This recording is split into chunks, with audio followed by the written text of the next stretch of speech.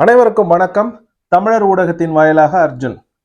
இன்னைக்கு நாம பார்க்க போற காணொலியின் தலைப்பு ஆதவ் அர்ஜுனா எனும் போலி. வாங்க காணொலிக்குள்ளார போவோம்.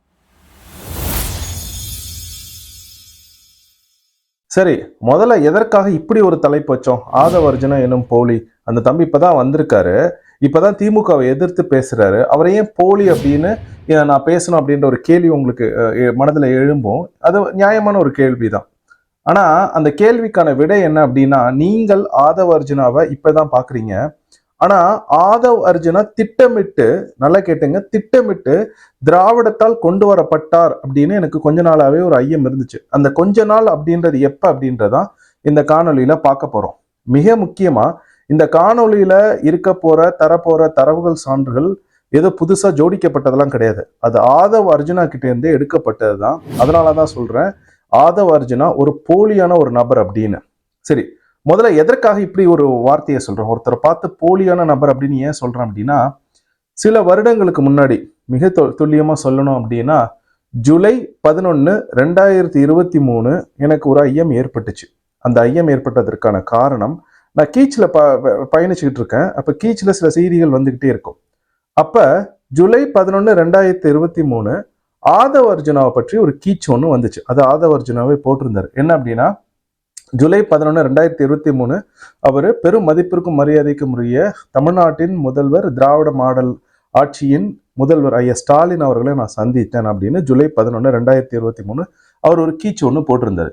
சரி, அந்த கீச்சு அவர் போட்ட சில நேரம் கழிச்சு ஐயா ஸ்டாலின் அவர்களோட சிஎம்ஓ தமிழ்நாடு அப்படின்ற அந்த அஃபிஷியல் ஹேண்டில் இருக்கும்ல, அதிகாரப்பூர்வமான கீச்சு இது, அதுல இருந்து ஒரு தகவல் வந்துச்சு. அது என்னன்னா, இன்னைக்கு ஆதவ் அர்ஜுனாவை தமிழ்நாட்டின் முதல்வர் ஐயா ஸ்டாலின் அவங்க பார்த்தாங்க அப்படின்னு வந்துச்சு. சரி, அதே இது ஜூலை 12 ஆதவ் அர்ஜுனா போயிட்டு அண்ணன் திருமாவளவன் அவர்களை பார்த்து, அதுவும் வந்து செய்திகளா கீச்சுகள்ல வெளில வருது. அதாவது ஜூலை 12 நாங்க போய் அண்ணன் திருமாவளவனை பார்த்த இவர் அம்பேத்கரை பத்தி பேசணும் அப்படின்னு அந்த கீச்சில் வந்துச்சு. ஜூலை 13 மிக முக்கியமா கேட்டுங்க, ஜூலை 13 அண்ணன் உதயநிதி ஸ்டாலின் அவர்களை போய் நான் சந்தித்தேன் அப்படின்னு அர்ஜுன் நான் சொல்லல, ஆதவ் அர்ஜுனா தன்னுடைய கீச்சின் வலைப்பக்கத்துல இதை போட்டிருந்தாரு. அப்ப ஒரு ஒரு ஒரு செய்தி ஒன்று வருது, அது தொடர்ச்சியா ஒருத்தரை பத்தி இப்படியே வந்துகிட்டு இருக்கு. பெரிய பெரிய ஆட்களை போய் அவர் சந்திக்கிறார் அப்படின்னு வரப்ப, நம்ம தம்பி ஒருத்தர் என்ன பண்ணியிருந்தாருன்னா, ஆதவ் அர்ஜுனாவோட மாமனார் யார் அப்படின்னு சும்மா ஒரு செய்தி ஒன்று போட்டு இவர் ஆதவ் அர்ஜுனா உண்மையான யார் அப்படின்னு போட்டிருந்தார். எனக்கு என்னன்னா, திராவிடம் வந்து ஒருத்தவங்களை வந்து தமிழ்நாட்டுக்குள்ளார கொண்டு வருதுன்னு பார்த்தீங்கன்னா, உடனடியா எல்லாருமே பெரிய ஆட்களை போய் சந்திக்க வச்சு அவர்களை பற்றிய கீச்சுக்கள் வந்துகிட்டே இருக்கும். இது வந்து நான் திராவிடத்துல பார்த்த ஒரு பேட்டர்ன். அப்ப அதே பேட்டர்னை தம்பி ஆதவ் அர்ஜுனா விஷயத்திலையும் நான் பார்த்தேன். அப்பவே எனக்கு வந்து என்னமோ இது சரியில்லையே அப்படின்னு நான் வந்து இருந்துச்சு. ஆனா அதை என்னால வெளிப்படையே சொல்ல முடியல. ஏன்னா பெரும்பாலும் நம்மளை சுத்தி ஒரு தவறு நடக்குதுன்னா அதை உடனே நம்ம சொல்லிடக்கூடாது. அதை கொஞ்ச நாள் விட்ட காலம் வந்து பதில் சொல்லணும் அது என்ன அப்படின்ட்டு. அப்ப ஜூலை 11, ஜூலை 12, ஜூலை 13 தொடர்ச்சியா தம்பியை பத்தி செய்திகள் வருது. அப்புறமா ஆகஸ்ட் 9 விகடன் போய் தம்பி ஆதவ் அர்ஜுனா ஒரு நேர்காணல் எடுக்கிறாங்க. விகடன் நேர்காணல் எடுத்து அதுவும் ஆதவ் அர்ஜுனோட கீச்சின் பக்கத்துல இருந்து வருது. இந்த மாதிரி 4 பக்கங்கள் விகடன் ஒதுக்கி வந்து ஆதவ் அர்ஜுனா நேர்காணல் எடுக்கிறாங்க. சில வாரங்களுக்கு முன்னாடி தான் நான் சொல்லியிருந்தேன், அதாவது இந்த ஆனந்த விகடன் அப்படின்ற இந்த திராவிட ஊடகம், திராவிட விகடன்னு பேர் வைக்கணும், ஆனந்த விகடன்னு பேரை வைக்கக்கூடாது. இந்த திராவிட விகடன் என்ன பண்ணுனா, யார் யாரையெல்லாம் தமிழ்நாட்டுக்குள்ளார தமிழர் அல்லாதவர்களை இல்ல திராவிட சித்தாந்தத்தை ஏற்றுக்கொண்டவர்களை கொண்டு வந்து விடணும் அப்படின்றதுக்காக அதை என்ன பண்ணுனா, அந்த ஊடகம் தன்னுடைய அந்த பலத்தை பயன்படுத்தி அவர்களுக்காக ஒரு 4-5 பக்கங்கள் ஒதுக்கி அவர்களை நேர்காணல் செய்வாங்க. அப்ப அதே இந்த இதுலயும் நான் பார்த்தேன். ஆகஸ்ட் 9, 2023 தம்பி ஆதவ் அர்ஜுனாவும் நேர்காணல் எடுக்கிறாங்க. அது ஆதவ் அர்ஜுனா வந்து பகிர்றாரு. அப்பவே எனக்கு ஏதோ சரியில்லைன்னு பட்டுச்சு. அதான் நான் சொன்ன மாதிரி அதை நான் விட்டேன். அப்ப இது போன வருடம். இந்த வருடம் என்ன ஆகுது அப்படின்னா, ஜனவரி 28, 2024 ஒரு செய்தி ஒண்ணு வருது. அதாவது ஆதவ் அர்ஜுனா விசிகால தன்னை இணைத்து கொண்டார். மிக முக்கியமாக அவர் வந்து ஒரு வலைத்தளம் விசிகாக்கு உருவாக்கிட்டார் அப்படின்னு ஒரு பெரிய பரபரப்பா ஒரு செய்தி வந்து விகடன் அந்த செய்தியை வெளியிட்டாங்க. ஆதவ் அர்ஜுனாவும் போட்டிருந்தார் அவரோட கீச்சு பக்கத்துல. ஒரு சாதாரண மனிதன் வந்து விசிகால இணையிறது எதற்காக இவ்வளவு பேர் அப்படியே கொண்டாடிட்டு இருக்கிற மாதிரி அந்த செய்திகள் வந்துகிட்டு இருந்துச்சு. எனக்கு ஒண்ணுமே புரியல ஏன் இது நடக்குது அப்படின்ட்டு. 17 நாட்கள் கழித்து 18 நாட்கள் சொல்லணும், பிப்ரவரி 15, 2024 ஆதவர்ஜுனா விடுதலை சிறுத்தைகள் கட்சியின் துணை பொதுச் செயலாளராக அறிவிக்கப்படுகின்றார். ஜனவரி 28 அவர் கட்சியில இணைகிறாரு. வலைத்தளம் ஒன்று வெளியிடுறாருன்னா அவரை பற்றி பரபரப்பு செய்திகள். பிப்ரவரி 15, 2024 அவரு கட்சியின் துணை பொதுச் செயலாளராக நியமிக்கப்படுகின்றார். நல்லா கேட்டுக்கணும். 18 நாட்களில் துணை பொதுச் செயலாளராக ஒரு கட்சிக்கு ஆவது எப்படி அப்படின்னு தம்பி வேணா ஒரு நூல் ஒன்று எழுதலாம். அந்த மாதிரி ஒரு கட்சி, அந்த கட்சியின் கொள்கை அப்படின்றது ஆதித்தமிழர்களின் முன்னேற்றம், தமிழ் தேசியம் பேசிய ஒரு கட்சி ஒரு காலத்துல. அந்த கட்சியில ஆதவர்ஜுனா இணைஞ்சு 18 நாள்ல துணை பொதுச் செயலாளராக மாறுறார்.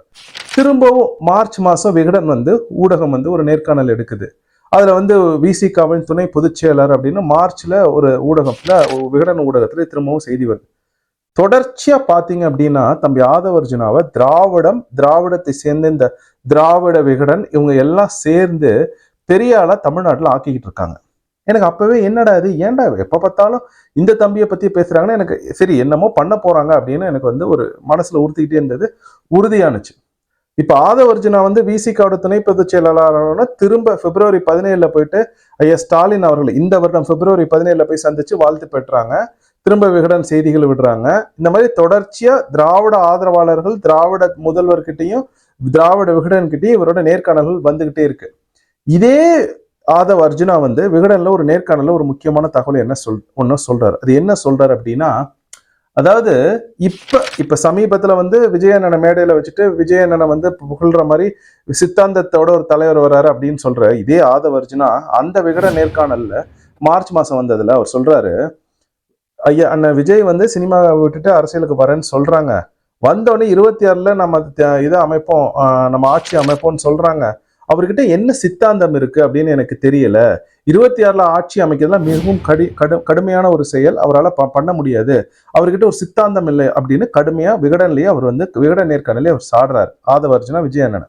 ஆனா இப்ப வந்தீங்க அப்படின்னா டிசம்பர் மாசம் நடந்த இந்த நிகழ்வுல விஜயண்ணனுக்கு சித்தாந்தம் வந்துருச்சு, கருத்தியல் தமிழ்நாட்டை ஆட்சி செய்ய வேண்டும் அப்படின்னு பேசி ஒரு 6-7 மாசத்துலயே எவ்வளவு முரணான ஒரு பேச்சுன்னு பாருங்க. நான் ஆதவர்ஜுனா விகடன்ல இன்னைக்கு பேசியிருந்தால சில நாட்களுக்கு முன்னாடி மேடை ஏறி அதை முழுமையா நான் கேட்டேங்க. முழுமையா கேட்டப்ப ஏகப்பட்ட முரண், அப்படி ஒரு முரண். அந்த முரணையெல்லாம் வச்சுக்கிட்டு எதுவுமே தெரியாத மாதிரி பேசிட்டார். எனக்கு என்ன புரியல அப்படின்னா, ஆதவர்ஜுனாவை விகடன் எல்லா இடத்துலயும் ஊடகங்கள்ல நேர்காணல் போடுறாங்க, அவங்களோட நூல்கள்ல அதை வெளியிடுறாங்க. அவரோட நேர்காணலை திரும்ப ஒரு மேடை அமைத்து கொடுத்து திமுகவை எதிர்ப்பது போல எதற்காக ஆதவர்ஜுனாவை விகடன் கட்டி அமைக்கின்றது அப்படின்றது எனக்கு புரியல அப்படின்றத விட அதற்கான விடை என்ன அப்படின்றத நான் கடைசியில சொல்றேன். சரி, தம்பி ஆதவர்ஜுனா கிட்ட சில கேள்விகள் வைப்போம். என்ன அப்படின்னா, அவர் சொன்னாரு மன்னர் ஆட்சி முறையை ஒழிக்க வேண்டும் அப்படின்னு சொல்றாரு. ரொம்ப நல்லதுதான், மன்னராட்சி முறையை ஒழிக்க வேண்டும். மிக முக்கியமா அவர் உதயநிதி ஸ்டாலின் சாடிதான் அவர் சொல்றாரு. இப்ப எனக்கு என்ன கேள்வினா, ஜனவரி 28, 2024 ஒரு செயலி ஒண்ணு கட்சிக்காக கொடுக்குறீங்க விசிக்காக. பிப்ரவரி 15, 2024 நீங்க விசிகாவில் துணை பொதுச் செயலாளராக ஆகுறீங்க. இது ஒரு மன்னராட்சி முறை மாதிரி உங்களுக்கு தெரியலையா? ஏன்னா எனக்கு தெரிஞ்ச விடுதலை சிறுத்தைகள் கட்சியிலேயே சங்க தமிழன் ஒரு அண்ணன் இருக்காங்க, இளைஞரணி செயலாளர். அவங்களாம் கடுமையா உழைக்கிறவங்க, ரொம்ப நாளா கட்சியில இருக்கிறவங்க. ஏன் அவங்கள துணை பொதுச் செயலாளர் ஆக்காம உங்களை ஏதோ ஒரு இடத்துல பெரிய அப்படியே பிம்பம் மாதிரி உருவாக்கி உடனே கூட்டிட்டு துணை பொதுச் செயலாளர் ஆக்குறாங்களே, இது மன்னராட்சி முறை இல்லையா அப்படின்ற ஒரு அடிப்படை கேள்வி எனக்கு எழும்புது. சரி விடுங்க. ஜூலை 13, 2023 பெரும் மதிப்பிற்கும் மரியாதைக்கும் முறையா மன்னன் உதயநிதி ஸ்டாலின் அவங்கள போய் ஆதவர்ஜுனா நீங்க பாத்தீங்களே, அப்ப அந்த உதயநிதி ஸ்டாலின் அவர்கள் துணை முதலமைச்சரா மாற போறாரு அப்படின்னு உங்களுக்கு தெரியாதா? உதயநிதி ஸ்டாலின் அண்ணன் எப்போ இந்த மண்ணில் பிறந்து விழுந்தாங்களோ அப்பவே உங்களுக்கு தெரிஞ்சிருக்கணும் அவங்கள துணை முதலமைச்சர் ஆக்க போறாங்க, அவரை முதலமைச்சர் ஆக்கிறதுக்கான எல்லா வேலைகளும் திமுக ஈடுபடணும். இந்த அரசியல் புரிதல் கூட உங்களுக்கு இல்லைன்னா நீங்க எதுக்கு 15வது வயதுல இருந்து நான் அரசியல்ல இருக்கேன் அப்படின்னு நீங்க சொல்றீங்க? அப்ப உங்களுக்கு வேணும்னா உதயநிதி ஸ்டாலின் அண்ணனை போய் பாக்குறீங்க, கை குலுக்குறீங்க, அவங்கள பத்தி பெருமையா பேசுறீங்க. ஏன்னா நீங்களே சொல்லியிருக்கீங்க, நாங்க 2 பேரும் நிறைய பேசிக்கிட்டோம், நிறைய விஷயங்கள் அவர் விளையாட்டுக்கெல்லாம் ஊக்கப்படுத்துறதுக்காக பேசிக்கிட்டோம்னு சொல்லிட்டு இப்ப மன்னராட்சி முறையை ஒழிக்க பாடுபட வேண்டும் அப்படின்னு சொல்றீங்களே, அப்ப நீங்க உங்க சொல் செயல் இரண்டுமே இவ்வளவு ஒரு முரணா இருக்கு. இது சரியான ஒரு அணுகுமுறை அப்படின்ற ஒரு அடிப்படை கேள்வி எனக்கு எழும்புது. சரி, அடுத்தது நீங்க என்ன சொல்றீங்க? ஊழல் லஞ்சத்தை ஒழிக்க வேண்டும் அப்படின்னு சொல்றீங்க. இப்ப எனக்கு என்ன கேள்வினா, திமுக அப்படின்ற அந்த கட்சி ஊழல் லஞ்சத்தினால் கட்டியமைக்கப்பட்டது. தமிழ்நாட்டில் வாக்குக்கு காசு கொடுத்து மக்களையும் ஊழல்ல ஒரு பங்கு எடுத்துக்க வச்ச ஒரு மிகப்பெரிய பங்காற்றியது திமுக அப்படின்ற கட்சி. ஆனா அந்த திராவிடத்தை தூக்கி பிடிக்கும் நீங்கள் திராவிட மாடல் முதல்வரான ஸ்டாலின் அவர்கள் இந்த வருடமும் சந்திச்சிருக்கீங்க, போன வருடமும் சந்திச்சிருக்கீங்க. ஏன் அப்பெல்லாம் அவங்க வந்து ஊழல்வாதிகள் அவங்களுக்கு தெரியலையா? ஒரு ஊழல்வாதி அப்படின்னு தெரிஞ்சு அவர் கையை பிடிச்சி குலுக்காம அவர்கிட்ட இருந்து விலகி நின்று அவரை கேள்வி கேட்டீங்கன்னா அதுல ஒரு நியாயம் இருக்கு. ஆனா வேணுன்றப்ப நான் போய் அவரை பார்ப்பேன், வேணான்றப்ப வெளியில வந்து தமிழ்நாட்டுல ஊழலை ஒழிக்க வேண்டும் அப்படின்னு சொல்றீங்களே, எப்படி உங்களால ஊழலை தமிழ்நாட்டில் ஒழிக்க முடியும்? இவ்வளவு முரணா இருக்கிற உங்களால எப்படி 2 முறை அண்ணன் உதயநிதி ஸ்டாலின் அண்ணனை ஒரு முறையும் 2 முறை ஸ்டாலினையும் பார்த்துட்டு ஊழலை தமிழ்நாட்டில் ஒழிக்க வேண்டும் அப்படின்னு நீங்க பேசுறீங்க. சரி, அதை விடுங்க, நீங்க சொல்றதுக்கே வருவோம். சனாதனத்தை ஒழிக்க வேண்டும் அப்படின்னு நீங்க சொல்றீங்க.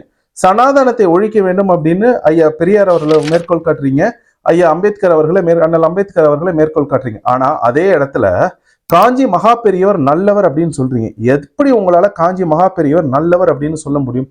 தமிழ் இனத்தின் நேரடி எதிரி அந்த காஞ்சி மகா பெரியவர் அப்படின்ற அந்த சங்கராச்சாரியர்கள்.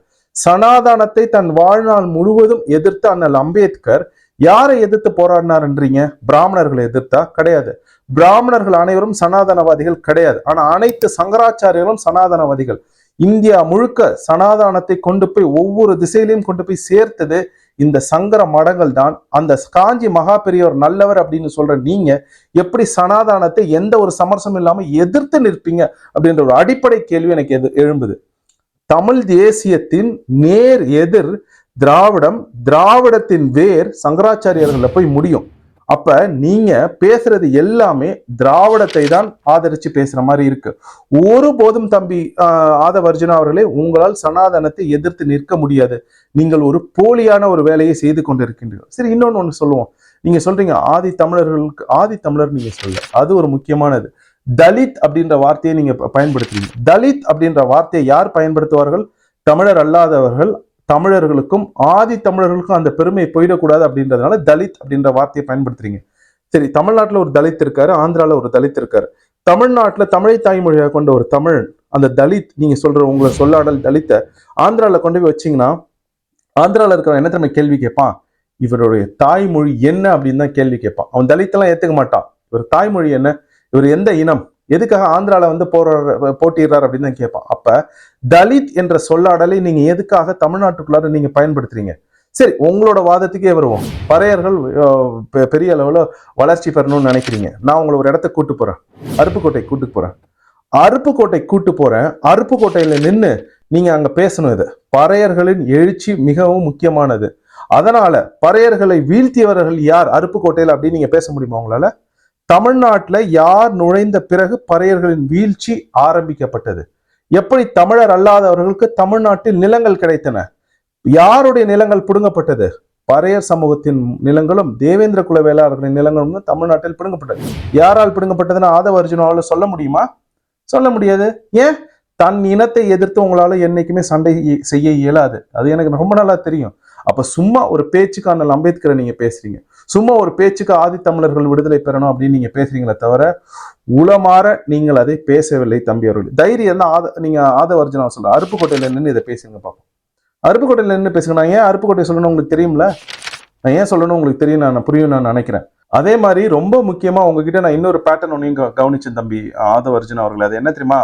அதாவது திராவிடம் என்னென்னலாம் பண்ணுமோ அதையும் நீங்களே பண்றீங்க. ஒரு சான்றுக்கு ஜூலை 17, 2023 அவர்கள் தமிழ்நாடு நாள்னு அறிவிச்சிருக்காங்க. அதை நீங்கள் உங்கள் கீச்சில் ஜூலை 17, 2023, 24 ரெண்டு அந்த ஜூலை 17 நாட்கள் போன வருடம் இந்த வருடம் இந்த 2 நாட்களுமே தமிழ்நாட்டு நாளை நீங்கள் வந்து மறுகீச்சு செஞ்சிருக்கீங்க. அப்ப தமிழ் தேசியத்தில் நாங்கள் அண்ணன் சீமான் தலைமையில் நவம்பர் 1 தமிழ்நாடு நாள்னு சொல்றோம். ஆனா திராவிடம் என்ன செய்யுதோ அதை அப்படியே நீங்க வந்து செஞ்சுக்கிட்டு இருக்கீங்க. மிக முக்கியமாக ஜூலை 22, 2023 நீங்கள் கீச்சில் ஒரு செய்தி ஒன்று போட்டிருக்கீங்க. முத்துலட்சுமி ரெட்டி அவங்கள பத்தி பெருமையா பேசியிருக்கீங்க. முதல்ல முத்துலட்சுமி ரெட்டி அவர்கள் ரெட்டியார் சமூகமே கிடையாது. அவர்கள் கணவர் தான் ரெட்டியார். ஆனா ரெட்டின்னு ஒரு கணவரை திருமணம் செஞ்சுட்டதுனால ஜாதியை மாற்றி முத்துலட்சுமி ரெட்டி அப்படின்னு திராவிடம் வந்து எங்க காதுல பூ சுத்திக்கிட்டு இருக்கு. அதையே தான் நீங்களும் பண்றீங்க. அதே மாதிரி எல்லா இடங்களிலும் திராவிடத்துக்கு ஆதரவாக விகடன் இயங்கும் உங்களை மிகப்பெரிய பிம்பமாக தமிழ்நாட்டில் கட்டியமைத்து இப்பயும் மேடை போட்டு கொடுத்தது விகடன் சீனிவாசன் அவர்கள். எதற்காக அவர் உங்களை தூக்கிவிட வேண்டும் அப்படின்னு வேலை செய்கின்றார்? அப்ப திராவிடம் என்னெல்லாம் செய்கின்றதோ அதையே தான் நீங்க செய்றீங்க.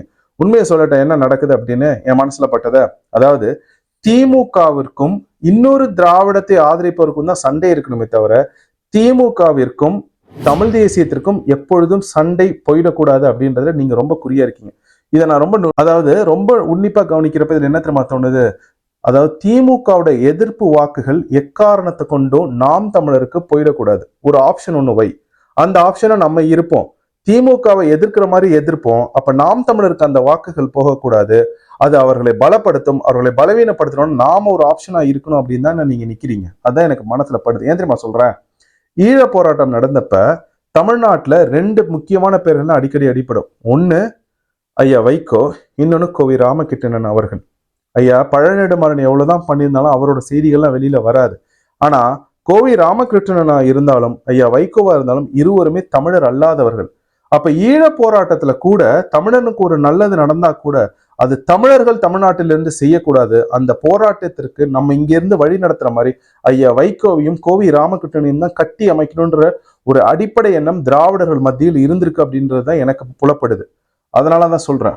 அப்ப சனாதத்தை எதிர்ப்போன்றீங்க, காஞ்சி மகாபிரியர் நல்லவர்ன்றீங்க, ஊழல் லஞ்சத்தை ஒழிப்போன்றீங்க, பக்கத்திலே தவறு செய்யறவர்களை வச்சிருக்கீங்க, தவறு செய்தவர்கள்ட்ட போய் கை கொடுக்குறீங்க. இப்படி தொடர்ச்சியா முரணா பேசிட்டு கடைசியா நீங்க சொல்றீங்க புதிய தமிழகத்தை கட்டியமைப்போம். சித்தாந்தத்தை ரொம்ப விரும்புற ஒரு நடிகர் அண்ணன் விஜய், ஒரு தலைவர் அண்ணன் விஜயன். விஜயன் அன்னைக்கு அவங்க சித்தாந்தம் என்னன்னு தெரியாது. அதான் உண்மை. ஆங்கிலத்துல சொல்லுவாங்க a known devil is better than an unknown angel அப்படிம்பாங்க. எனக்கு திமுகவை விட ரொம்ப ஆபத்த விஜய் அண்ணன் தெரியுறாங்க. ஏன் தெரியுமா, திமுக என்னென்ன திருட்டுத்தனம் பண்ணணும்னு எனக்கு தெரியும். அவங்க என்னென்னலாம் வேலைகள் செய்வாங்கன்னு எனக்கு தெரியும். அவங்கள ஓரளவுக்கு எங்களால கணிச்சிட முடியும். ஆனால் விஜய் அண்ணன் எங்களால கணிக்க முடியல. ஏன் தெரியுமா, அதானி பிரச்சனை வந்துச்சு, அமெரிக்கால அதானிக்கு எதிராக வழக்கு போட்டாங்க. உடனடியாக அதற்கு எதிராக அறிக்கை கொடுத்தாங்க அண்ணன் சீமான் அவர்கள். ஐயா மருத்துவர் மதிப்பிற்கும் மரியாதைக்கும் முறையே பாட்டாளி மக்கள் கட்சியின் நிறுவனர் ஐயா ராமதாஸ் அவங்க அறிக்கை கொடுத்தாங்க. ஆனா விஜய் அண்ணன் எந்த ஒரு வார்த்தையுமே விடல. அரசியல்ல சில நேரங்கள் அறிக்கை வராததுமே ஒரு அரசியல் தான். அப்ப நாளைக்கு பரந்தூர் விஜய் அண்ணன் ஏதோ ஒரு பொசிஷன் ஆஃப் பவருக்கு வராங்கன்னு வச்சுப்போம். மக்கள் விஜய் அண்ணனுக்கு வாக்களிச்சுட்டாங்க. பரந்தூர் விமான நிலையத்துக்கு அதானி கொடுக்குறாரு விஜய் அண்ணன். மக்கள் கேட்கறாங்க, ஏன்பா இப்படி பண்ணிட்டு உங்களுக்கு தான் வாக்களிச்சணும். அதுக்கு என்ன தெரியுமா விஜய் அண்ணன் சொல்லுவாங்க, நான் தான் என் கொள்கையே உங்களுக்கு சொல்லலையே, அதானிக்கு பரந்தூர் விமான நிலையத்தை தூக்கி கொடுக்குறது என்னுடைய கொள்கை அப்படின்னு சொன்னார்னா மக்கள் என்ன பண்ணுவாங்க. அதனாலதான் சொல்றேன், அது திமுக என்ன பண்ணுவாங்கன்னு எனக்கு தெரியும். ஆனா அவருக்கு சித்தாந்தம்னு ஒண்ணு வச்சிருக்காங்க. அது போலி சித்தாந்தம்னு வச்சிருக்காங்க. விஜய் அண்ணனோட சித்தாந்தம் என்ன தெரியல. அதைத்தான் ஆங்கிலத்தை சொல்றாங்க. அப்ப எனக்கு தெரிஞ்ச பேயே பரவாயில்ல அப்படின்னு தான் படுது. இந்த விஜய் அண்ணன் அதிகமா விமர்சனம் செஞ்சிருந்தா அதுக்கு நான் வருத்தெல்லாம் தெரிவிக்க போறதில்ல. என் மனசுல பட்டது இது, நான் பார்த்தது இது, அதை நான் உண்மையா சொல்றேன், அவ்வளவுதான். இன்னொன்னு சொல்ற தமிழ்நாட்டு மக்களுக்கு, அதாவது ஒரு மிகப்பெரிய மழை, மிகப்பெரிய புயல், சூறாவளி அடிச்சுட்டு இருக்கு, சூறாவளி இருக்கு. அப்ப ஒரு படகு ஒண்ணு மிதந்து போயிட்டு இருக்குன்னா அது விட்டில் பூச்சிகள், அப்படியே மின்மினி பூச்சிகள் பறந்து போகுது பாருங்க. அந்த மின்மினி பூச்சிகளை பார்த்துட்டு கரை போய் ஒதுங்காது. எங்க பாரு ஒரு மின்மினி பூச்சி போகுது, போப்பா அந்த மின்மினி பூச்சி பின்னாடியே போனோம்னா கரைக்கு போயிட்டோம்னு எந்த ஒரு களபதி, அதாவது தளபதினா சண்டை போடுற படைத்தலைவன், களபதி அப்படின்றவன் மரக்களத்திலிருந்து சண்டை போடுபவர்கள், அவர்கள் சொல்ல மாட்டார்கள். என்ன தெரியுமா சொல்லுவாங்க, அங்க ஒண்ணு தெரியுது பார், புயல் அடிச்சாலும் சரி, மழை பெஞ்சாலும் சரி, சூறாவளி அடிச்சாலும் சரி, கலங்கரை விளக்கம் மாதிரி இருக்குப்பா, கொஞ்சம் இதாதான் இருக்கு, அந்த கலங்கரை விளக்கம் தான்ப்பா நம்மளுக்கு சரியா இருக்கும்னு அனைவருமே கலங்கரை விளக்கத்தை நோக்கி தான் போவாங்க. இந்த மின்மினி பூச்சி தான் அண்ணன் விஜய், இந்த கலங்கரை விளக்கம் தான் அண்ணன் சீமான். தமிழ் தேசியம் அப்படின்ற கருத்தியலை எடுத்துக்கொண்டு தமிழ்நாட்டிற்கு எது தேவையோ, தமிழர்களுக்கு எது தேவையோ, எல்லா விதமான சிக்கல்களுக்குமான தீர்வை கொடுப்பது கலங்கரை விளக்கமான அண்ணன் சீமான் தானே அவர்கள், விஜய் கிடையாது. விஜய் அண்ணன் நான் சொல்றது வருத்தமா இருந்தாலும் இதுதான் நடக்கும், நீங்க வேணா ஒரு நாள் உணர்வீங்க. சரி, இந்த காணொலி உங்களுக்கு பிடிச்சிருந்துச்சுன்னா இதை நீங்கள் மற்றவரிடம் பகிருங்கள். மிக்க நன்றி.